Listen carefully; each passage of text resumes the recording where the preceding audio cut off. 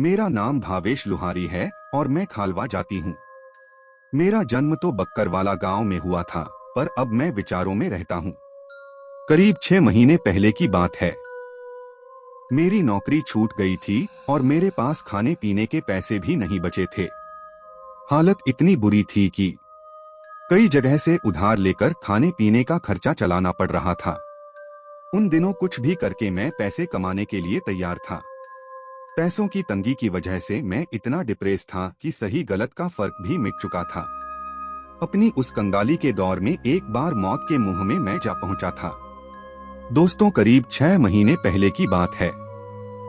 मेरा पड़ोसी मनसुख मेरे घर आया। उसने मुझसे कहा कि यार, पैसे कमाने का एक आइडिया है। मैंने कुछ भी पूछे बिना मनसुख को हाँ बोल दिया।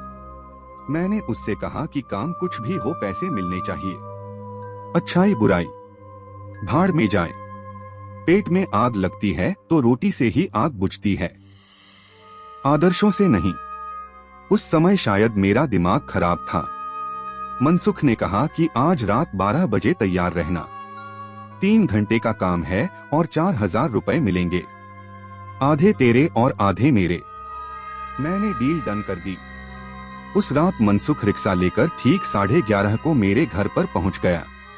मैं भी कुछ भी सोचे बिना उसकी रिक्शा में सवार हो गया। मैंने देखा कि रिक्शा में फावड़ा, कुल्हाड़ी और अन्य खुदाई के औजार थे। मैंने हंसते हुए मनसुख को बोला कि भाई, किसी का खून तो नहीं करने जाना है। उस पर मनसुख ने जवाब दिया कि नहीं रे, चिंता मत कर, मैं हूं ना, कोई लफड़ा नहीं होने वाला है। आपने वो तो केवल पैसे से मतलब है। मैंने भी सोचा कि काम कुछ भी हो, मुझे तो पैसे की बहुत ही ज्यादा जरूरत है, इसलिए मुझे पैसे के लिए कुछ भी करना पड़े तो मैं करने को तैयार हूँ। थोड़ी ही देर में मनसुख ने रिक्शा एक कब्रिस्तान के पास रोक दिया। फिर मुझसे कहा कि चलो फावड़ा और कुल्हाड़ी ले लो, हमें अंदर जाना है। अब मेरे को समझ में नहीं आ रहा था। मैंने सोचा कि आखिरकार कब्रिस्तान के अंदर फावड़ा कुल्हाड़ी ले करके हम क्या करेंगे, लेकिन उसके बावजूद भी हम दोनों दीवार कूद करके अंदर चले गए। मुझे अब काफी डर लग रहा था, मगर एक एक ताजी दफन की हुई कब्र पर पहुंच जाता है और वहां जाकर रुक जाता है। रुकने के बाद वो मुझे ऐसी नजरों से देखता है कि जैसे मैंने कोई अपराध कर दिया हो। मैंने बोला, भाई मुझे ऐसे क्यों देख रहे हो? तो उसने कहा कि इसे खोदना है। उसकी बात सुनकर मेरे तो होश उड़ गए। मैं वहां से भागा और कब्रिस्तान से बाहर आ गया। रिक्शे के पास खड़े होकर मनसुख ने मुझे समझाया, सीधे कमाई का कोई एक दिन में 4000 नहीं देता है। अगर तुझे यह काम नहीं करना है तो यहाँ से निकल जा। मैं किसी और को ढूंढ लेता हूँ, नहीं तो अकेले ही जुटा रहूंगा। कुछ देर मैंने सोचा, फिर मुझे ख्याल आया कि वैसे भी जो मर चुका है वो तो मर ही चुका है। उसकी लाश का कौन क्या करेगा? उससे अब किसी को क्या फर्क पड़ेगा? वैसे भी अगर कुछ करके पैसे नहीं कमाए तो मेरी लाश भी किसी गटर के पास ही पड़ी होगी। थोड़ी देर में हिम्मत करके मैं उस घिनौने और गलत काम के लिए राजी हो गया। कुछ ही देर में हमने उस कब्र को खोदकर लाश बाहर निकाल ली। वह एक अधेड़ उम्र की एक औरत की ताजी लाश थी, जिसे शायद उसी दिन दफनाया गया होगा। उस लाश की बदबू सिर फाड़ देने वाली थी। हमने जैसे तैसे करके उसे रिक्शे में डाला और खाली कब्र मिट्टी से ढक डाली। उसके बाद जल्दी शाम दोनों भागकर रिक्शा की ओर आए। रिक्शा के अंदर देखा तो हमारी जान ही निकल गई। वहां रिक्शा से लाश गायब थी।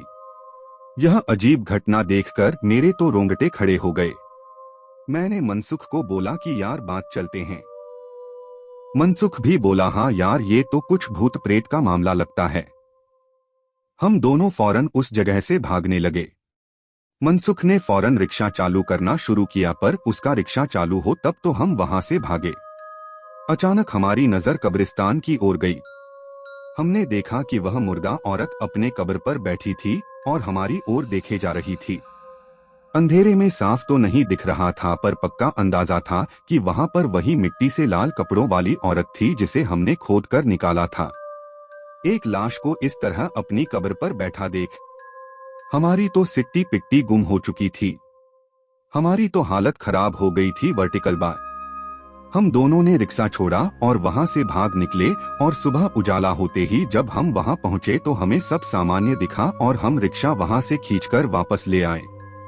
उस दिन मैंने कसम खा ली कि मर जाऊंगा, लेकिन पैसों के लिए ऐसा खतरनाक और घिनौना काम नहीं करूंगा।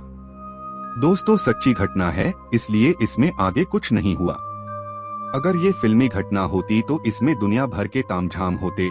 दोस्तों, पैसे के लिए या लालच में आकर कभी कोई गलत काम न करें। तब तक के लिए स्वस्थ रहें। Vertical bar.